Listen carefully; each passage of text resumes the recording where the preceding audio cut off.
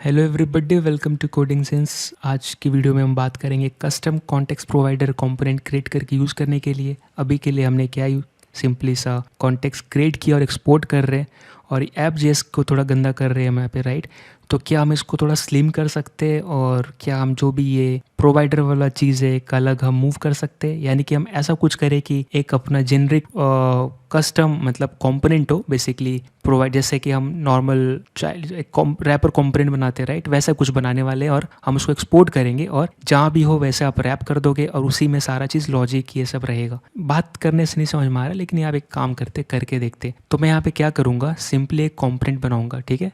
यानी कि बेसिकली मैं यहाँ पे कस्टम सब या फिर सेपरेट आप बोल सकते हो, जो भी यहाँ पे कर रहे हैं कॉन्टेक्स्ट मैनेजमेंट या स्टेट मैनेजमेंट यहाँ पे मूव करने वाले हैं, बेसिकली यूज़ करने वाले। तो मैं यहाँ पे क्या करेंगे, सिंपली मैं एक यहाँ पे कंपोनेंट क्रिएट करूँगा। सो कॉन्स्ट, ठीक। कॉन्स्ट के बाद जो मैं नाम लिखने वाला हूँ कैसा रहेगा, मैं क्या किस तरह का कंपोनेंट बना रहा हूँ। मैं चाह रहा हूँ कि जो भी इस तरह का लॉजिक है या जो भी इस तरह का रैपर है मैं मूव कर दूँ यहाँ पे और मैं वहाँ पे यूज़ करूँ एक्सपोर्ट करके। तो यानी कि बेसिकली मैं जो बना रहा हूँ प्रोडक्ट कॉन्टेक्स्ट प्रोवाइडर टाइप का, ठीक है। तो मैं यहाँ पे क्या करूँगा, कॉन्टेक्स्ट पहले प्रोडक्ट, ठीक है, प्रोडक्ट कॉन्टेक्स्ट प्रोवाइडर, ठीक है। यानी कि इससे क्या पता चलता है, ये कंपोनेंट काइंड ऑफ क्या प्रोवाइडर है प्रोडक्ट कॉन्टेक्स्ट का। और यहाँ पे मिलेगी प्रॉप्स, यहाँ पे रिटर्न करना पड़ेगा। रिटर्न में मैं यहाँ पे क्या करना चाहता हूँ, सिंपली प्रोडक्ट कॉन्टेक्स्ट जो यहाँ पे मैं यूज़ कर रहा हूँ, अब मैं यहाँ पे यूज़ ना करके वहाँ पे यूज़ करना चाहता हूँ और एक्सपोर्ट करूँगा। So product context provider use कर रहा हूँ, राइट। सो मैं क्योंकि मेरा प्रोवाइडर कॉम्पोनेंट है ना, प्रोवाइडर, ठीक है। और यहाँ पे मैं क्या करूँगा, प्रॉप्स डॉट चिल्ड्रेन, जो ऑलरेडी हमने पढ़ा है, राइट, काइंड ऑफ रैपर है। जो भी यहाँ इसको रैप करेगा बेसिकली, इसको जो भी इसको इस कपड़े को ओढ़ेगा तो ओढ़ने वाला इंसान यहाँ पे आ जाएगा, राइट। यानी बेसिकली जो भी चिल्ड्रेन है, यानी बेसिकली रैपर कंपोनेंट है, जो भी क्लोजिंग ओपनिंग और क्लोजिंग के अंदर पास करोगे यहाँ पे दिखेगा, राइट। तो मैंने उसी तरह का प्रोडक्ट कॉन्टेक्स्ट और प्रोवाइडर बनाया। अब ये प्रोवाइडर क्या देगा, वैल्यू, राइट, यहाँ पे भी दे रहा है तो मैं यहाँ पे वैल्यू दे सकता हूँ। तो मैंने क्या किया, यहाँ पर वैल्यू देगा जो भी कंपोनेंट रैप करेगा और बेसिकली यहाँ पे ऑब्जेक्ट देने वाला है और यहाँ पे जो पास कर रहा है वही पास करेगा। तो मैं इसको कॉपी कर लेता हूँ, ठीक है। लेकिन एक काम करते हैं, ये डेटा मेरा कहाँ से आ रहा है, यहाँ से, राइट, और इससे रिलेटेड है। तो मैं यहाँ पे एक काम कर सकता हूँ, अब मैं वहाँ पे भी यूज स्टेट यूज़ कर सकता हूँ, राइट। इससे एक फ़ायदा ये हुआ सेपरेट करने से कि पूरी लॉजिक आपका यहाँ पे रहेगी। सो यूज स्टेट मैं यूज़ कर रहा हूँ यहाँ पे। अब मैं क्या करूँगा, इसको मूव कर दूँगा इसको, राइट। ये मेरा जो भी चीज़ है यहाँ पर पेस्ट कर दिया, ठीक है। और अब मैं क्या करूँगा, इस वैल्यू को क्या क्या चाहिए यहाँ पे जो पास कर रहा है एज इट इज़, तो product is received to confirm, ये सब इसको देना है, वैल्यू में पास करनी। तो मैंने कॉपी पेस्ट कर दिया और यहाँ पे अब मेरा कैसा है, इस कंपोनेंट में मेरा स्टेट है और ये प्रोवाइडर है, राइट। अब जो रैप करेगा उसको बेसिकली यहाँ पे आ जाएगा और उसको एज अ प्रोवाइडर ट्रीट करेगा, है ना। मतलब बेसिकली वो प्रोवाइडर से घिरा रहेगा या जो भी हम यहाँ पे कर रहे हैं एज इट इज़। तो अब मुझे यहाँ पे करने की ज़रूरत है क्या, नहीं है, राइट। एक काम करेंगे, हमें इसको एक्सपोर्ट भी करना पड़ेगा ताकि बाहर एक्सेसिबल हो। तो यहाँ पर ऑलरेडी डिफ़ॉल्ट एक्सपोर्ट कर रहे हैं तो इसको हम नेम्ड एक्सपोर्ट कर देंगे, ठीक है। So export, okay. अब कैसा है कि ये हमें जो एक्सपोर्ट कर रहे हैं, ठीक है, ये हमें थ्रू आउट द कॉम्पोनेंट चाहिए, कंप्लीट कॉम्पोनेंट के अंदर चाहिए, यानी मेन ऐप में चाहिए, है ना, क्योंकि ऑलरेडी हम ऐप जेएस में यूज़ कर रहे हैं ना ये। तो अब मैं यहाँ पे क्या करूँगा, सिंपली थोड़ा सा चेंज करूँगा। अब मैं सीधा ऐप को ही रैप कर दूँगा, यानी कि मैं इंपोर्ट करूँगा, इंपोर्ट क्या, बेसिकली मैं डिफ़ॉल्ट इंपोर्ट कर रहा हूँ ना, तो फ्रॉम क्या, कॉन्टेक्स्ट स्लैश जो भी प्रोडक्ट कॉन्टेक्स्ट है उससे, और मैं इंपोर्ट क्या करूँगा, इस कंपोनेंट को इंपोर्ट करूँगा, ठीक है, प्रोडक्ट कॉन्टेक्स्ट प्रोवाइडर को। सो प्रोडक्ट कॉन्टेक्स्ट प्रोवाइडर को इंपोर्ट करूँगा। इंपोर्ट करने के बाद क्या करूँगा, इस ऐप को चाहिए, राइट, डेटा। तो बेसिकली जो भी ये ऐप को रैप करेगा, बेसिकली ऐप कहाँ पे आएगा, यहाँ पे ऐसे चिल्ड्रन रेंडर होगा, राइट। यही मतलब है ना रैपर कंपोनेंट का जो हमने पढ़ा है। तो मैं इसको क्या करूँगा, सिंपली रैप कर दूँगा।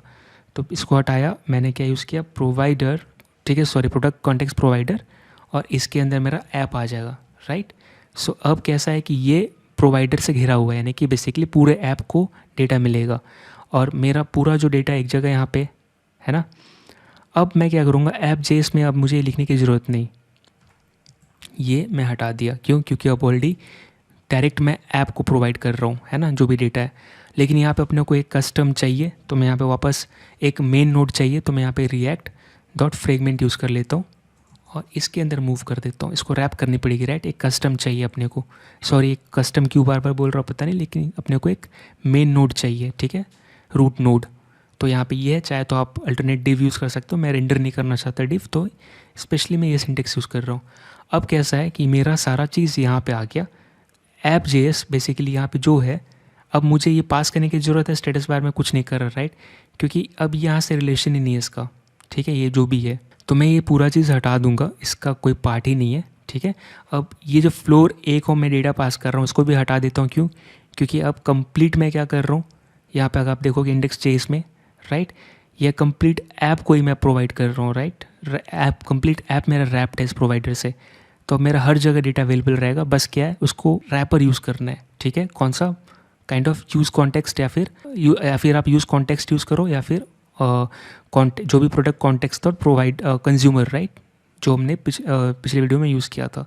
तो मैं यहाँ पे सिंपल सा सिंटेक्स यूज़ करूँगा, कौन सा, use context comma use context, और ऑलरेडी मैंने जो कॉन्टेक्स्ट क्रिएट किया है यहाँ पे उसको यूज़ करूँगा। सो कॉन्टेक्स्ट कौन सा था, अपना प्रोडक्ट कॉन्टेक्स्ट, जो इसको हम डिफ़ॉल्ट एक्सपोर्ट कर रहे हैं, है ना। तो यहाँ पे गया और मुझे क्या करना है, इंपोर्ट करना है, यहाँ पे इंपोर्ट, ठीक है, ये करना है किससे, फ्रॉम किससे, पहले फ्रॉम ही लिख लेते हैं। मैं पीछे जाऊँगा एक डायरेक्टरी पीछे, और कॉन्टेक्स्ट के अंदर मेरा क्या है, प्रोडक्ट कॉन्टेक्स्ट है। सो इसके अंदर से मैंने ये एक्सपोर्ट किया है, तो इधर इंपोर्ट करूँगा, ठीक है।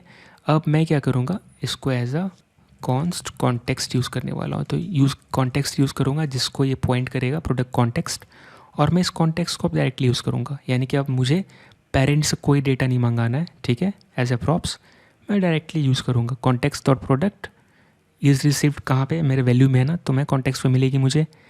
यहाँ पे हैंडलर भी अटैच है, राइट, जो प्रोवाइडर है वहाँ पे वैल्यू में सब चीज़ है। तो अब एग्जैक्टली अब एज इट इज़ काम करना चाहिए। अब क्या स्लिम होगी, अब देख रहे हो यहाँ पे कुछ भी मैं पास नहीं कर रहा, और मेरा जो भी है प्रोडक्ट की रिगार्डिंग कॉन्टेक्स्ट का लॉजिक यहाँ पे एक्सट्रैक्ट हो गया।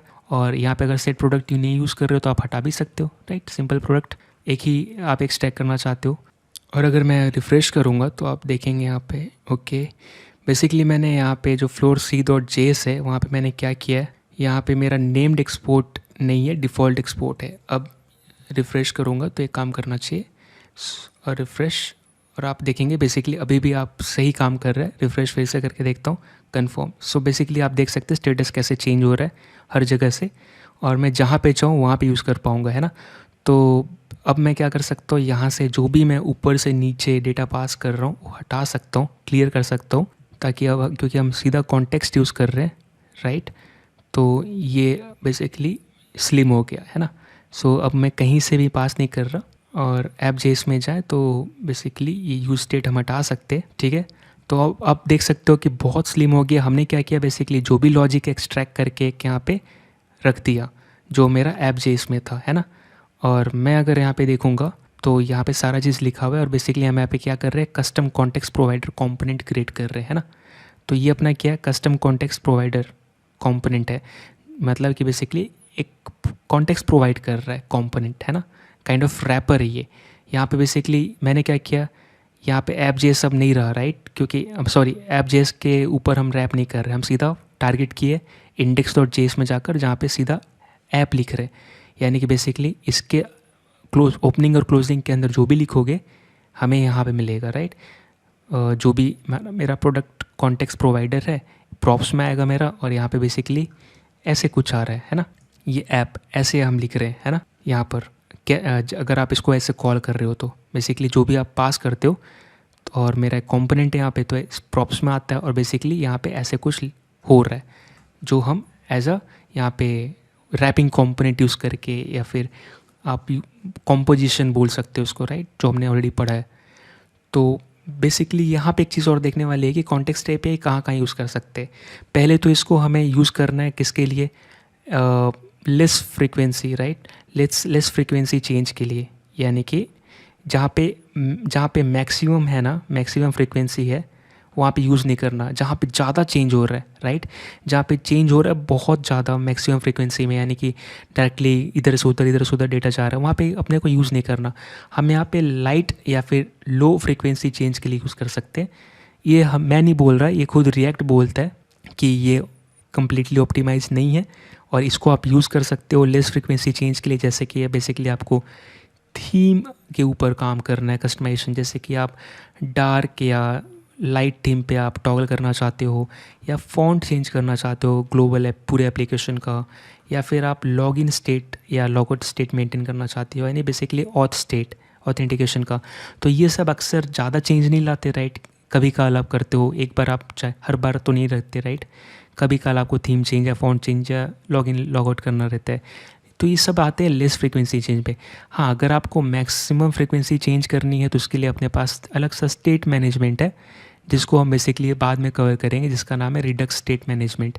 सो ये खुद एक अलग टॉपिक है, जो जहाँ पे आप बेसिकली अपने जो भी स्टेट को आप एक्सपोर्ट करते हो और यहाँ पे एक सेंट्रलाइज्ड स्टेट मेंटेन करते हो, यानी कि बेसिकली आप सिंगल पॉइंट ऑफ ट्रूथ भी बोल सकते हो, जिसका हम बाद में देखने वाले क्या मीनिंग है। लेकिन अभी के लिए हमने कॉन्टेक्स्ट एपीआई यूज़ करके एक लाइट वेट बोल सकते हो स्टेट मैनेजमेंट हमने ये मेंटेन किया है। फिर बेसिकली आप बोल सकते हो कि एक kind of global variable maintain कर रहे हो, राइट।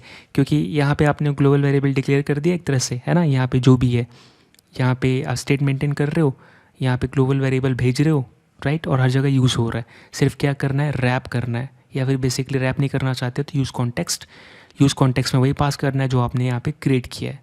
क्रिएट कॉन्टेक्स्ट यहाँ पे आप दिख रहे हो ना, ये तो बस ये लिंक कर दें और इजीली यूज़ करना है। और यहाँ पे हमारा सेपरेट लॉजिक है, कहीं पे भी डिस्टर्बेंस नहीं हो रही है, कहीं भी कन्फ्लिक्ट नहीं हो रही है, और हमारा लॉजिक भी स्लिम हो गया, right, app. So I hope आपको ये समझ में आओगा। मिलते हैं अगले वीडियो में। Thank you so much.